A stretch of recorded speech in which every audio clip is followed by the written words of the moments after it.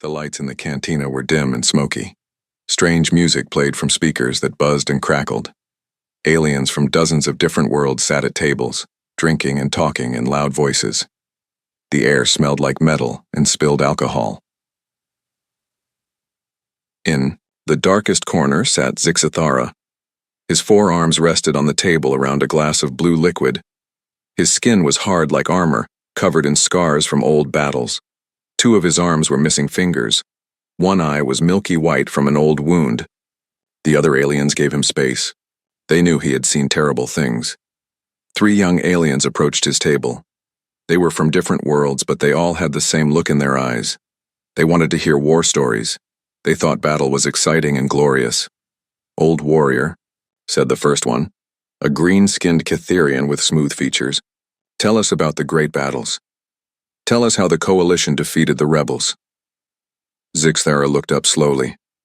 His good eyes studied the younglings. They were barely adults. Their skin was unmarked by combat. Their voices were strong and confident. "You want war stories?" Zixathara's voice was rough like gravel. The translator box on his chest buzzed as it changed his words into common speak. "What do you know about war?" "We know the coalition won because we had better ships," said the second youngling, a tall gray being with 6 legs. "We had better weapons and more soldiers." "We know humans joined late in the war," added the third, a floating creature with tentacles. They were new to space, soft pink things that barely knew how to fight. Zixathara's mandibles clicked together sharply. The sound made other aliens at nearby tables look over nervously. When a Veltar warrior made that sound, it usually meant someone was about to die. "Soft?" Zixathara repeated the word like it tasted bad. "You think humans are soft?" The younglings shifted in their seats but tried to look brave. The green one spoke again. "Everyone knows humans are weak. Their skin tears easily. They break bones from small falls. They need machines to breathe in space." Zixathara was quiet for a long moment. He picked up his glass and drank the blue liquid slowly. The cantina seemed to get quieter around them. Other aliens were listening now. "Let me tell you about humans," Zixathara said finally. "Let me tell you about the day I learned why every warrior in the galaxy checks twice before entering human space. Let me tell you about Jake Morrison." The younglings leaned forward eagerly. This was what they had come for. "It was during the siege of Kepler 442b, Zixathara began. The planet was important because it had rare metals we needed for our ships. The humans had a small mining colony there, maybe 500 people total. We thought it would be easy." He paused to drink again. His scarred hands shook slightly as he held the glass. "I was a commander then. I led 3,000 of our finest warriors. We had the best weapons, the best armor, the best training. The humans had 30 soldiers. 30. That sounds easy," said the gray youngling. Zixathara's good eye fixed on him. "That's what I thought too." He continued his story. "We landed on the planet expecting a quick victory. The human colony was built into a mountain. There was only one way in, through a narrow valley with high walls on both sides. Perfect for defense, but what could 30 humans do against 3,000 of us?" The floating youngling made a dismissive sound with its tentacles. "Nothing. They should have surrendered." "They should have," Zixathara agreed. "Any sensible species would have.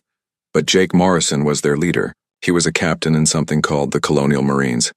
When we sent a message demanding surrender, he sent back 2 words. "What words?" asked the green youngling. "Come try." The younglings laughed. They thought this was funny. Zixathara did not laugh. "We attacked at dawn," he said. "Wave after wave of our best warriors charged into that valley. Morrison and his 30 humans were waiting for us." Zixathara's voice grew quiet and distant. He was remembering things he wished he could forget. The first wave was 100 warriors, elite fighters with plasma rifles and energy shields. They should have overwhelmed the humans in minutes. But Morrison had placed his soldiers perfectly. Every rock, every piece of cover was used. The humans didn't waste a single shot. He paused and looked at each youngling. 97 of my warriors died in the first 10 minutes. The humans lost no one." The younglings stopped smiling. This was not the story they expected. "I sent another wave, then another. Each time, the humans were ready. They moved like they could read our minds. When we came from the left, they were waiting on the left. When we tried to climb the walls, they dropped explosives on us. Zixthara's mandibles clicked again. By the end of the first day, I had lost 800 warriors. The humans had lost 3. But you had so many more soldiers, protested the gray youngling. How could they stop you? Because humans don't fight like other species, Zixthara explained. When we get wounded, we fall back to heal. When we get tired, we rest. When we run low on ammunition, we retreat.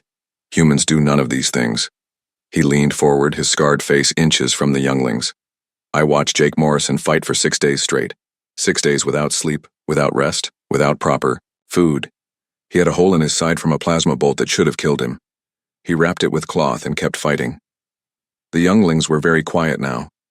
Other aliens in the cantina had stopped their own conversations to listen. On the 4th day, Morrison ran out of ammunition for his rifle. Do you know what he did? He picked up rocks and threw them at us. When he ran out of rocks, he used a metal bar as a club. When that broke, he used his bare hands. Zixthara's voice was barely above a whisper now. I saw him kill a fully armored Veltar warrior with nothing but a piece of broken metal and the will to never give up. The floating youngling's tentacles curled nervously. But surely after 6 days you must have won. Even humans must get tired. Zixthara smiled. But it was not a happy smile. On the 6th day I had 40 warriors left out of 3,000. Morrison had 15 humans left out of 30. Any other species would have called it even and made peace, but not humans. He finished his drink and set the glass down hard, on the table. Morrison sent me another message. He said his reinforcements were coming and I had 1 hour to leave the planet. 1 hour. Reinforcements? Asked the green youngling. How many ships? That's what I wondered too, Zixthara said. So I waited to see this great human fleet that would surely destroy my remaining forces. He paused for effect. 1 ship came, 1 small transport with 20 human soldiers. The younglings looked confused. 20 soldiers? But that's not nearly enough to... That's what I thought, Zixthara interrupted. So I decided to crush these reinforcements and then finish off Morrison. I sent my last 40 warriors to attack the landing site. His voice became very quiet. None of them came back. The cantina was completely silent now. Even the music had stopped playing. Those 20 humans didn't just fight my warriors, Zixthara continued. They hunted them, like predators hunting prey. They moved through the rocks and trees like ghosts. They struck without warning and disappeared before we could fight back. He looked at each youngling again. In 2 hours, 20 humans killed 40 of my best remaining warriors, and they did it without losing a single soldier. What happened then? Whispered the gray youngling. Zixthara stood up slowly. His forearms creaked like old machinery. I surrendered. I, a Veltar commander who had won 100 battles, surrendered to Jake Morrison and his humans. He reached into a pouch and pulled out a small metal object. It was a human military badge. Morrison gave me this when I surrendered.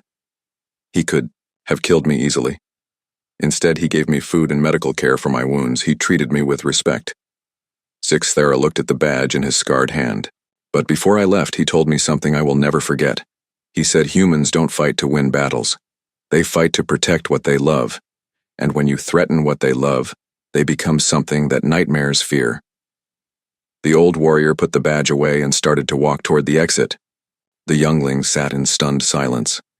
Just before he reached the door, Zixthara turned back. Jake Morrison died in that valley 3 years later, defending another human colony from raiders. He never lost a single battle in his entire life. The humans built a statue of him on Earth. He paused at the doorway. Remember this, younglings. Humans may seem soft, but they are made of something stronger than our armor, tougher than our weapons. They are made of stubborn will and the refusal to ever give up.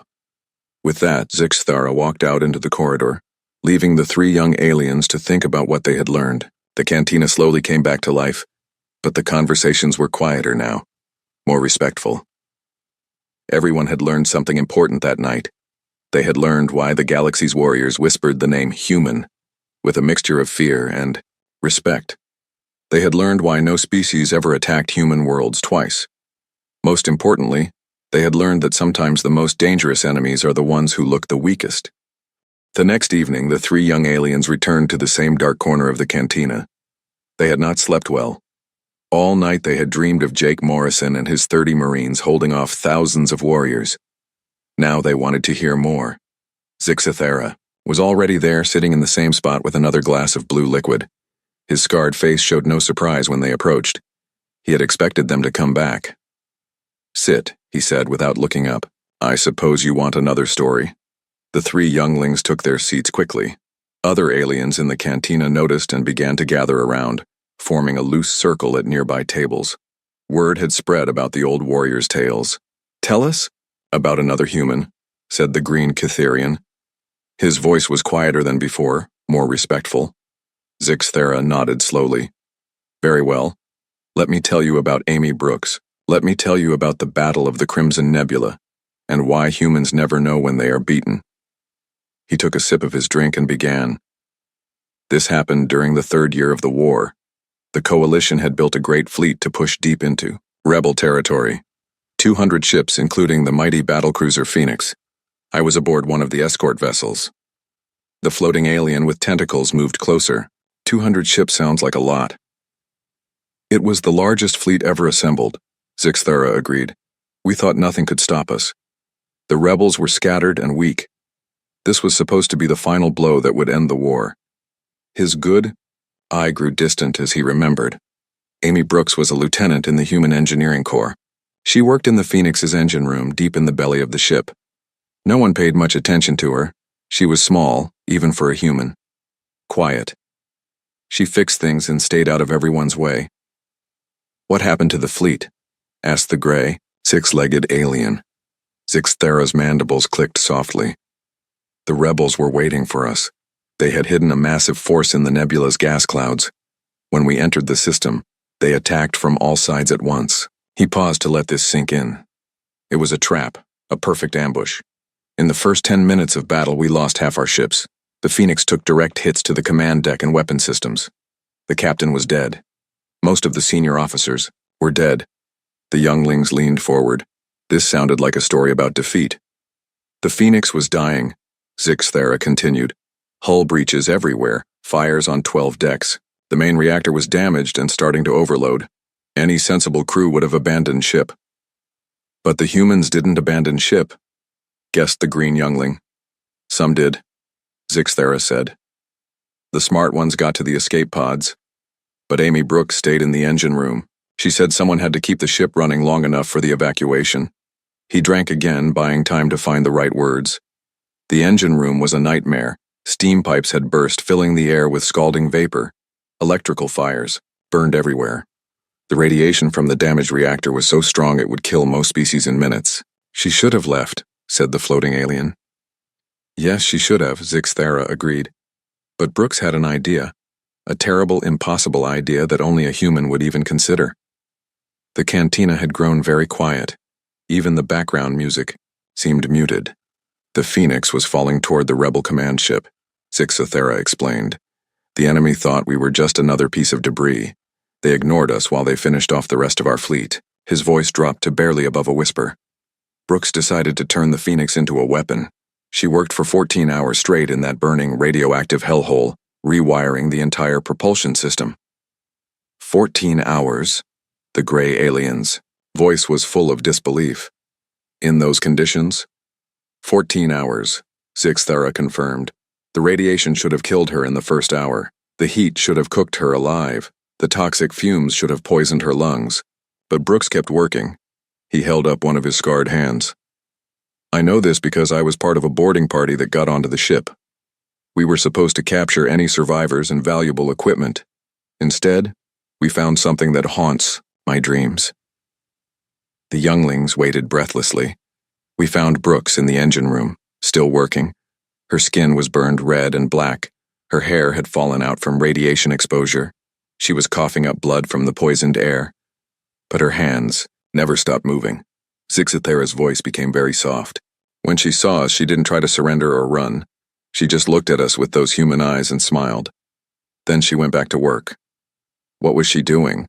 asked the green youngling. She was turning the Phoenix into a guided missile. Zixthara said she had rerouted all remaining power to the engines. She had programmed the navigation computer to aim the entire ship at the rebel command vessel. The floating alien's tentacles curled in fear. The whole ship? The whole ship, Zixthara confirmed. A battlecruiser weighs millions of tons. At high speed, it becomes the most powerful weapon imaginable. He paused to finish his drink. My boarding party tried to stop her. We had orders to capture the ship intact, but Brooks had sealed herself in the engine room. The doors were locked from the inside. Couldn't you break down the doors? Asked the gray youngling. Zixithara's good eye fixed on him. We tried, but every time we got close, Brooks would do something to drive us back. She flooded sections with radiation. She vented toxic gas into the corridors. She even caused small explosions to block our path. His mandibles clicked rapidly. This dying, poisoned human was fighting off a dozen armed warriors while simultaneously performing complex engineering work. I have never seen anything like it. How did it end? Whispered the green youngling. Brooks finished her work, Zixthara said simply. The Phoenix's engines roared to life. The ship began to accelerate toward the rebel command vessel. We had maybe 2 minutes before impact. He looked around at all the listening aliens. My boarding party ran for our transport ship. We barely made it off the Phoenix before the collision. And Brooks? Asked the floating alien, though they all knew the answer. Brooks stayed at her post, Zixthara said. She could have tried to escape. There were still a few working escape pods, but she stayed to make sure the ship hit its target. The cantina was completely silent now. Even the bartender had stopped working to listen. The Phoenix struck the rebel command ship dead. Center, Zixthara continued. The explosion could be seen from 3 star systems away. Both ships were completely destroyed. The rebel fleet lost its command structure and fell into chaos. He paused for a long moment. But that's not the end of the story. What do you mean? Asked the gray youngling. Zixthara reached into his pouch and pulled out a small piece of twisted metal. 3 days later, rescue ships arrived to search the wreckage. They found something impossible. The youngling stared at the metal fragment. In his scarred hand, they found Amy Brooks, he said quietly. Alive. Gasps echoed through the cantina. Several aliens dropped their drinks. Impossible, breathed the floating alien. No one could survive that explosion. That's what we all thought, Zixthara agreed. But humans don't follow the rules that govern other species. Brooks was found in a small section of the engine room that had somehow held together. She was trapped under tons of wreckage with a broken spine and burns covering most of her body. His voice became even quieter. The rescue team thought she was dead, but when they started cutting through the metal to reach her, she opened her eyes. She was still conscious after 3 days trapped in that hellish wreckage. What did she say? Asked the green youngling. She asked if the mission was successful. Zixthara replied.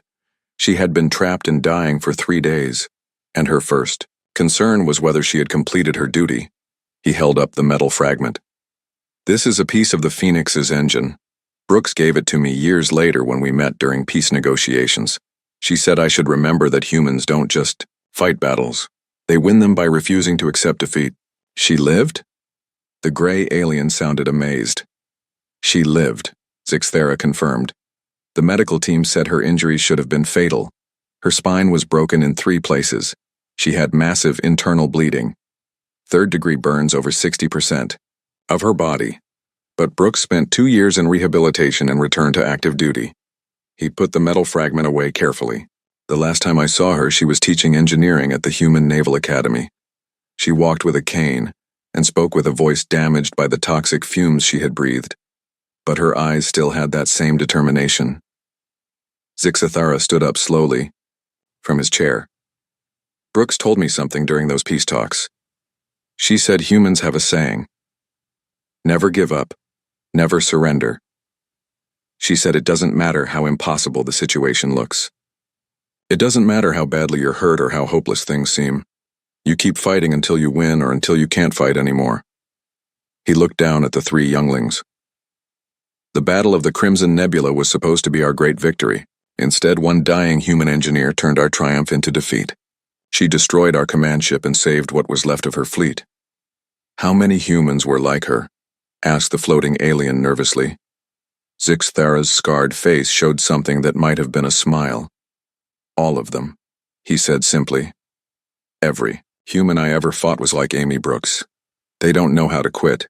They don't understand the meaning of hopeless. The third night brought even more aliens to the cantina. Word had spread throughout the space station about the old Veltar warrior and his chilling tales of human combat. The three original younglings sat in their usual spots, but now they were joined by dozens of others from various species. Zixithara arrived later than before. His forearms moved stiffly as he made his way to his corner table. The crowd parted respectfully to let him pass. Someone had already placed a glass of blue liquid at his seat. The old warrior looked around at all the faces watching him. Catherian merchants sat next to Zephyrian traders. Gray-skinned Velnari workers shared tables with floating ethereal scholars. All of them wanted to hear more stories about the species that had become legend throughout the galaxy. You came back, Zixthara said to the three younglings, and you brought friends. Everyone wants to hear about humans, said the green Catherian. Your stories are spreading through the entire station. Zixthara nodded slowly. Good. Perhaps some wisdom will spread with them. He picked up his drink and took a long sip. Tonight I will tell you about pack hunters.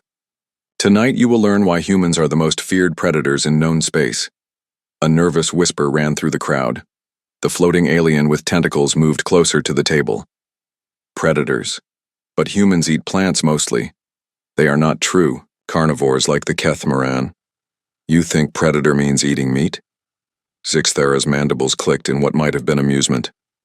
Child, the most dangerous predators are not those who hunt for food. They are those who hunt to protect their pack. He set down his glass and began his tale. This story takes place on Titan's moon base 7. It was a mining operation built deep underground in a maze of tunnels and caves. The humans used it to extract rare crystals from the moon's core. Several aliens in the crowd shifted uncomfortably.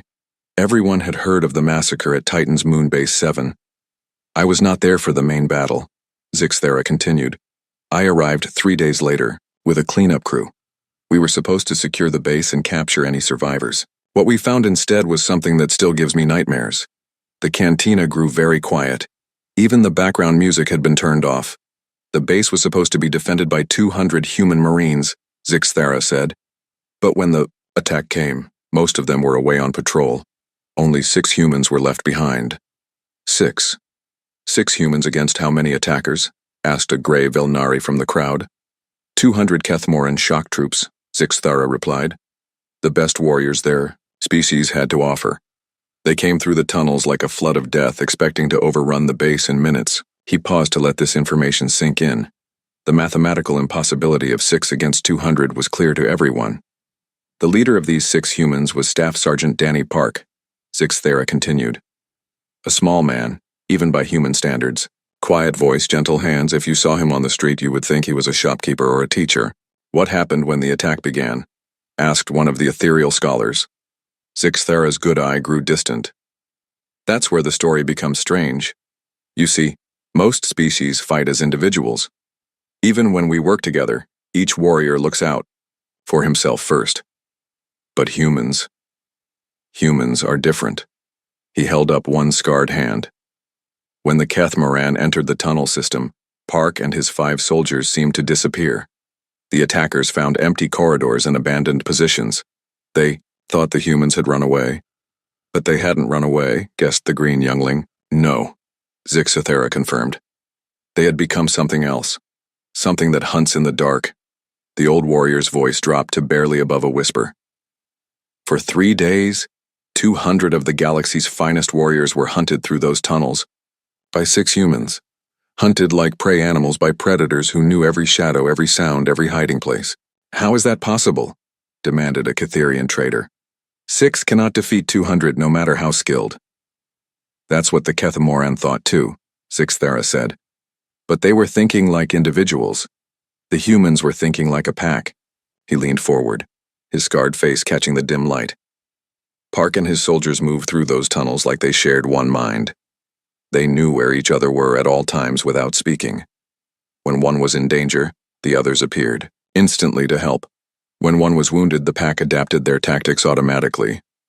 They communicated without radios, asked the floating alien. They didn't need radios, Zixthara explained. They had something better.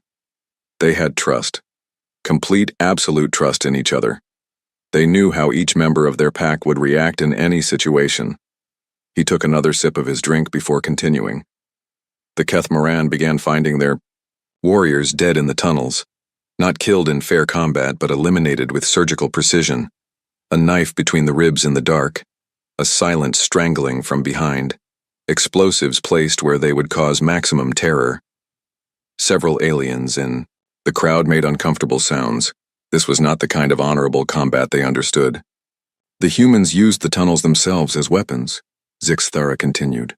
They collapsed passages to separate large groups into smaller ones. They flooded sections with poisonous gas from the mining equipment.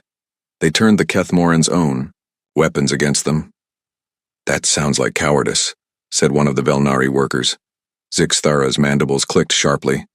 Cowardice? You think it's cowardly to use every advantage to protect your home? His voice grew dangerous. Let me tell you what real cowardice looks like. The worker shrank back under the old warrior's glare.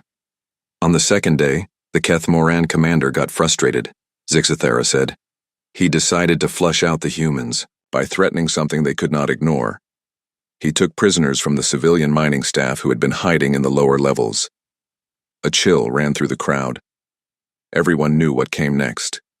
The commander announced over the base communication system that he would execute one prisoner every hour until the humans surrendered. Zixthara continued. He thought this would force them to give up. Did they surrender? Asked the green youngling, though his voice suggested he already knew the answer. Park's response came over the same communication system 30 minutes later, Zixthara said. His voice was calm and quiet. He said the Kethmoran had made a mistake. He said they had crossed a line that should never be crossed. The old warrior's voice became very soft. Park told the commander that threatening civilians had changed the rules. He said the humans were no longer trying to defend the base. Now they were hunting to kill every single Kethmoran in the tunnels. All of them? Whispered the floating alien. All of them, Zixthara confirmed. And then Park said something that chilled even me when I heard the recording years later. He said the humans would not stop hunting until every Kethmoran on the moon was dead, not captured. Dead. The cantina was so quiet that the hum of the air recycling system seemed loud. The execution stopped immediately, Zixthara continued. But it was too late. The humans had stopped playing defense. They became something that nightmares fear. He paused to finish his drink. On the third day, the killing began in earnest. The humans stopped being subtle. They wanted the survivors to know they were being hunted. What do you mean? Asked one of the ethereal scholars. They left messages, Zixthara explained, written in Kethmoran blood on the tunnel walls, body parts arranged to spell out words in the common tongue, recordings of the dying screams of warriors who had been caught alone. Several aliens made sick sounds.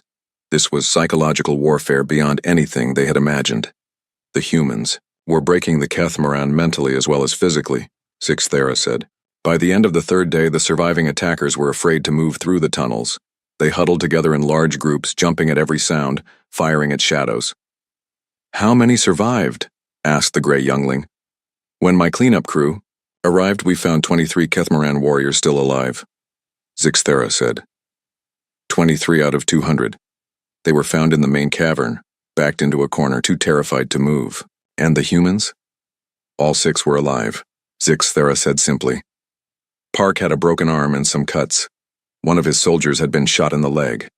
Minor injuries for warriors who had just eliminated over 90% of an elite assault force. He reached into his pouch and pulled out a small recording device.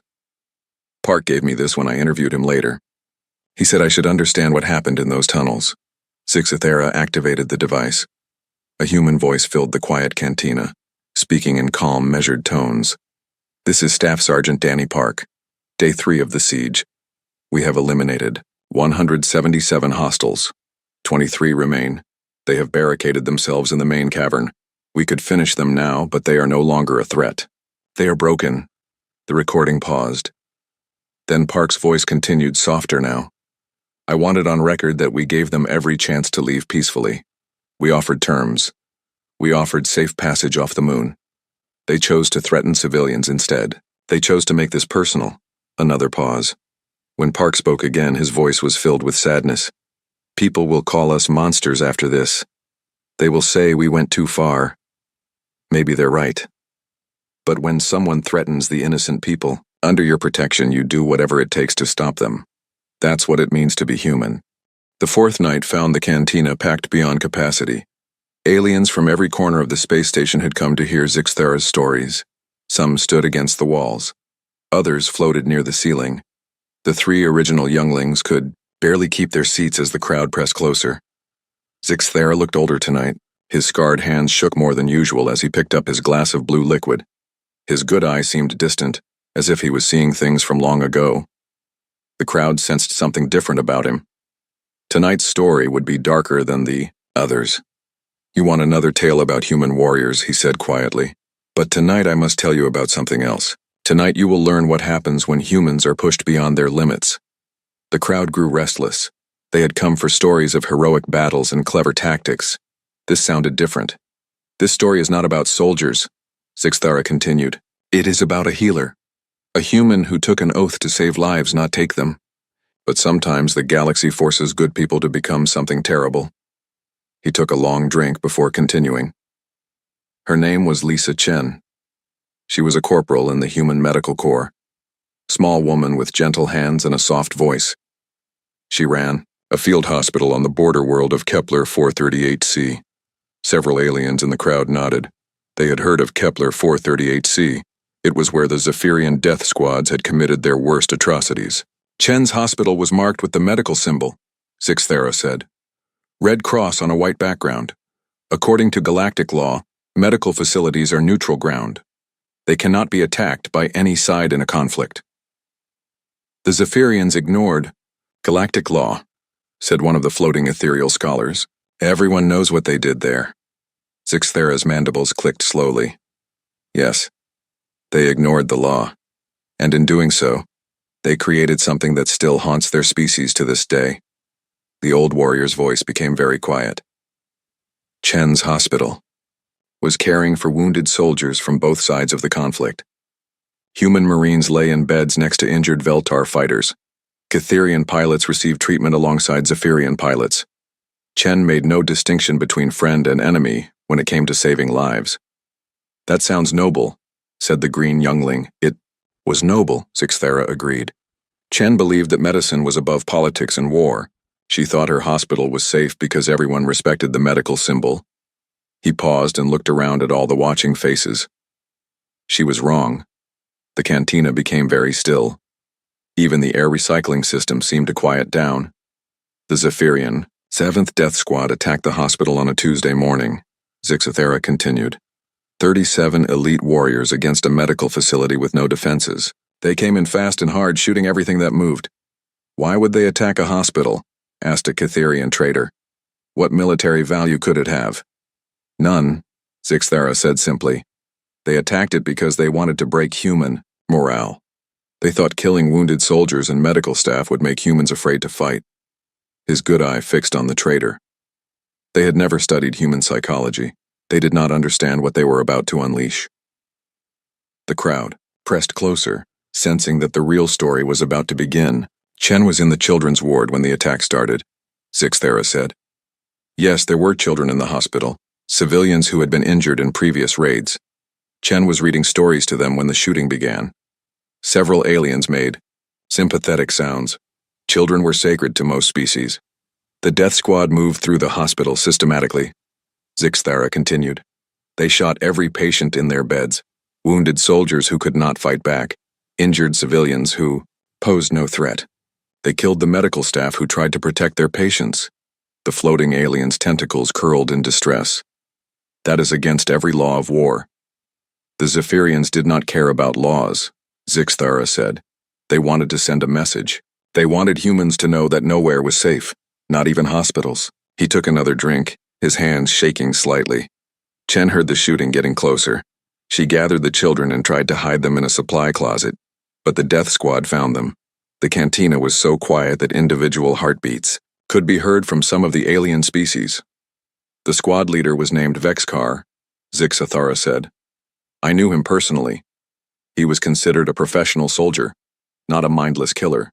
But that day, he made a decision that doomed his entire species' relationship with humanity. What did he do? Whispered the gray youngling. He shot the children while Chen watched, Zixathara said simply. All 12 of them. He made her watch as he killed every child under her care. Gasps echoed through the cantina.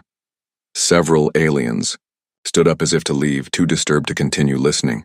Sit down, Zixathara commanded, his voice suddenly sharp.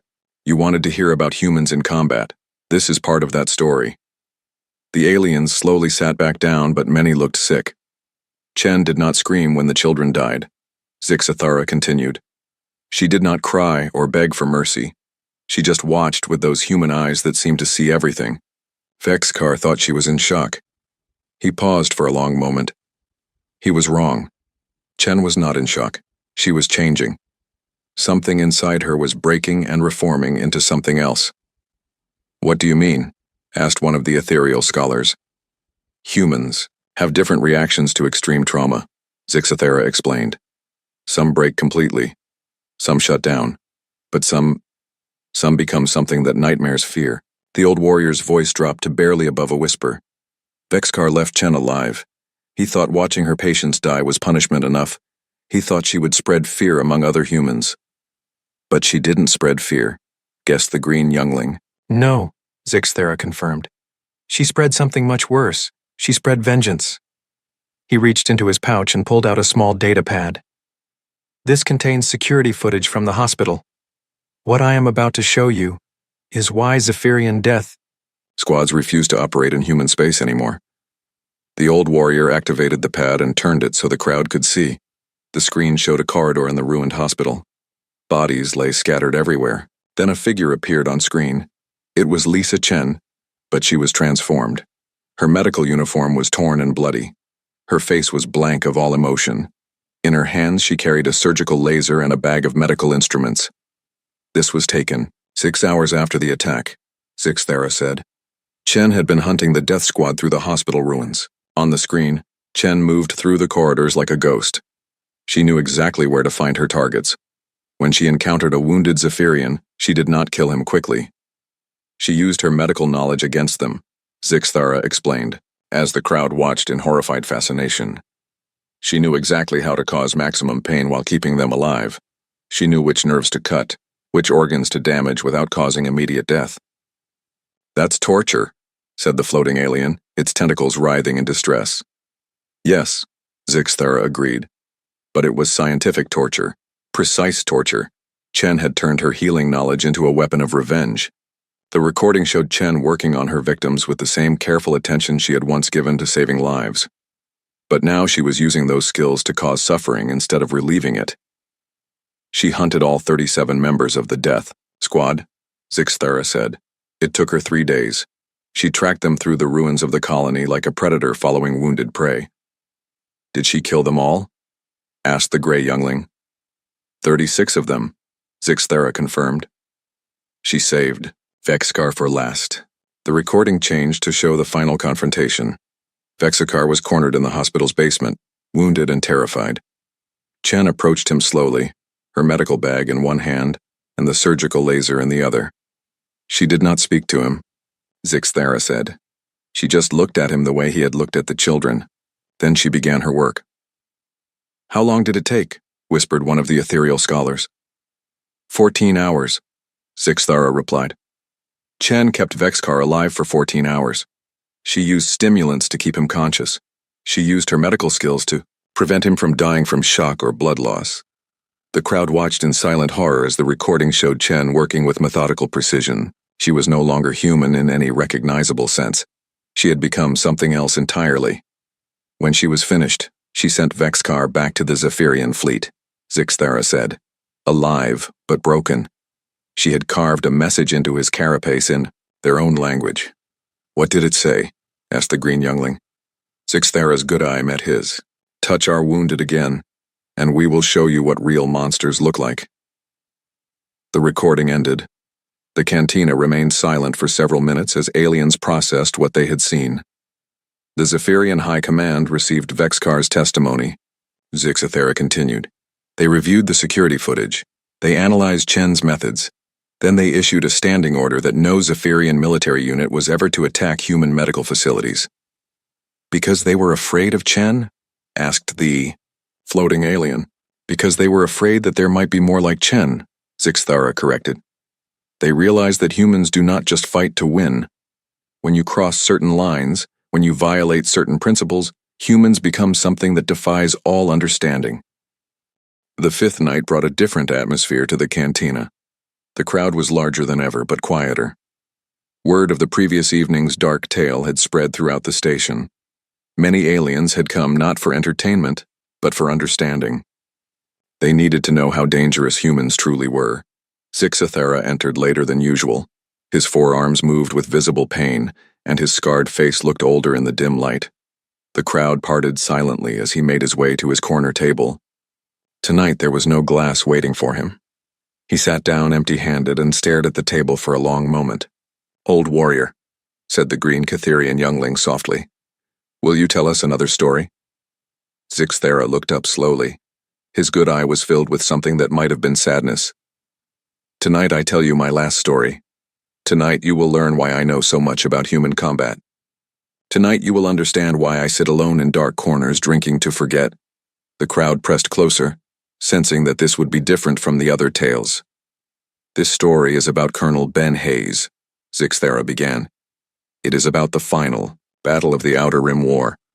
It is about the day I learned that humans do not fight just to win.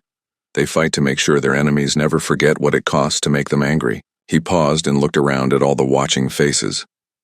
"This story is also about me, about the choices I made and the price I paid for making them." The cantina became completely silent. Even the background hum of machinery seemed to fade away. "The battle took place on Kepler 452c, Zixathera continued. "A small world with one human colony. 5,000 civilians lived there, mostly farmers and their families. They had no military value, no strategic importance, no reason for anyone to attack them." "Then why was there a battle?" asked the floating alien with tentacles. Zixathera's mandibles clicked slowly. "Because I was ordered to attack them. Because my commanders thought destroying a human colony would break human morale and force them to surrender." The crowd stirred, uneasily. This was the first time the old warrior had admitted to being part of an attack on civilians. "I was a fleet commander then," Zixathera said. "I had 12 ships under my command and 3,000 of the finest Veltar warriors. The BIs, humans had 47 soldiers defending the colony. 47 against 3,000. Those are impossible odds," said one of the ethereal scholars. "Yes," Zixathera agreed. "But I had learned enough about humans by then to be worried. I sent a message to their commander offering terms. Surrender the colony, and we would relocate. The civilians safely. Continue fighting, and we would be forced to bombard the settlement from orbit." He fell silent for a moment, lost in memory. The human commander was Colonel Ben Hayes. He was 50 years old, gray-haired, with kind eyes and a gentle voice. He had been a teacher before the war. The colonists loved him like a father. "What was his reply?" asked the gray youngling. "Hayes sent back a message that was only 4 words long," Zixathera said. "Come and take it." The old warrior's voice grew distant. "I should have left then. I should have told my commanders that attacking civilians was wrong. But I was a soldier following orders. I convinced myself that a quick victory would save lives in the long run." Several aliens in the crowd looked uncomfortable. They recognized the rationalization of soldiers throughout history. "We landed at dawn," Zixathera continued. "The colony was built in a valley surrounded by hills. There was only one road leading in. Hayes had positioned his 47 soldiers perfectly to defend the approach." "What kind of defenses did they have?" asked a Catherian trader. "Mostly improvised barriers made from farming equipment," Zixathera replied. "Some heavy weapons taken from their transport ship. Nothing that should have stopped a professional military force." He picked up an imaginary glass and pretended to drink from it. But Hayes had something more valuable than weapons. He had time to prepare and the determination to never give up. The crowd leaned forward as Zixathara began describing the battle. The first assault lasted 6 hours, he said. My warriors charged down that road in wave after wave. Each time, Hayes and his soldiers were ready. They used every piece of cover, every advantage the terrain could give them. How many did you lose? Asked the floating alien. 400 warriors in the first assault, Zixathara replied quietly. 400 of my best fighters stopped, by 47 humans who refused to retreat. Gasps echoed through the crowd. The mathematics of the battle were becoming clear. I sent a second assault, Zixathara continued. Then a third. Each time the humans fell back to prepared positions. Each time they made us pay in blood for every meter of ground. His voice became very quiet. By noon I had lost over half my force. Hayes had lost 3 soldiers. How is that possible? Demanded one of the Velnari workers. Because humans do not fight like other species, Zixathara explained. They do not see retreat as defeat. They see it as trading space for time. Hayes gave up ground when he had to, but he made sure each retreat cost us dearly. The old warrior's mandibles clicked rapidly. But the real horror began when we reached the colony itself. He paused to collect his thoughts. Hayes had evacuated all the civilians to underground shelters, but he and his remaining soldiers stayed above ground to fight. They moved through the buildings like ghosts, appearing to strike and then vanishing again. Urban warfare, said one of the ethereal scholars. Very difficult to counter. It was more than urban warfare, Zixathara corrected. It was something beyond military tactics. Hayes and his soldiers fought like they were protecting their own families. Every building became a fortress. Every room became a killing ground. The crowd listened in fascination as Zixathara described the brutal house-to-house fighting. The battle lasted 18 hours, he said. 18 hours of constant combat. My warriors would clear a building only to find that the humans had reappeared behind them. Hayes seemed to be everywhere at once, always where we least expected. Him? What kind of weapons did he use? Asked the green youngling. Everything, Zixathara replied. Military rifles when he had ammunition, farming tools when he ran out of bullets, his bare hands when everything else was gone. The old warrior's voice filled with a mixture of fear and respect. I saw Hayes kill 3 of my warriors with a broken piece of metal pipe. He had been shot twice and had shrapnel in his brain, but he kept fighting. Several aliens made sounds of disbelief. Such injuries should have been instantly fatal. By the 16th hour, I had fewer than 200 warriors left, Zixathara continued. Hayes had maybe a dozen soldiers still fighting, but those 12 humans were holding off 200 trained fighters. How? Whispered the floating alien. Because they were not fighting for military objectives anymore, Zixathara explained. They were fighting for every person hiding in those shelters. They were fighting for their home. The crowd was completely silent now, hanging on every word. And came suddenly, Zixathara said. My remaining warriors finally cornered Hayes in the colony's main building. He was alone, wounded, almost out of ammunition, but he was still fighting. Did you capture him? Asked the gray youngling. Zixathara's good eye met his. I tried to. I wanted to offer him medical care and prisoner status. He had earned that. Much respect. The old warrior fell silent for a long moment. When he spoke again, his voice was barely audible. Hayes looked at me with those human eyes. Even dying, even defeated, there was no fear in them. He smiled at me. Actually smiled. Then he said something I will never forget. What did he say? The crowd asked almost in unison. He said, "Thank you for showing me who you really are," Zixathara replied. Then he pulled the pin on a grenade. The crowd gasped. Several aliens stepped back instinctively. The explosion should have killed us both, Zixathara continued, but Hayes angled his body to shield me from the worst of the blast. He saved my life even as he ended his own. The cantina was so quiet that individual heartbeats could be heard from some species. Why? Asked the green youngling. Why would he save you? Zixathara reached into his pouch and pulled out a small metal object. It was a human military medal, tarnished with age. I asked him that as he lay dying. His answer changed everything. I believed about war and honor. The old warrior held the medal carefully in his scarred hands. Hayes said, "Because tomorrow you will remember that humans do not fight just to win. We fight to make sure our enemies never forget what it costs. To make us their enemy." Tears began to flow from Zixathara's good eye. Many aliens had never seen a Veltar cry before. He was right, Zixthera whispered. Every day since then I have remembered. I have remembered the cost of making humans angry. I have remembered the price of threatening what they love. The old warrior stood up slowly, clutching the metal. Hayes died in that building, but his words lived on. I carried them back to my commanders. I told them what I had learned about human courage and determination. What happened then? Asked the floating alien. The war ended, Zixthera said simply. My report convinced the High Command that humans would never surrender, never give up, never stop fighting to protect their people. We realized that defeating them would cost more than any victory could be worth. He looked around at all the watching faces. That is why I tell these stories. That is why I sit in dark corners remembering the dead.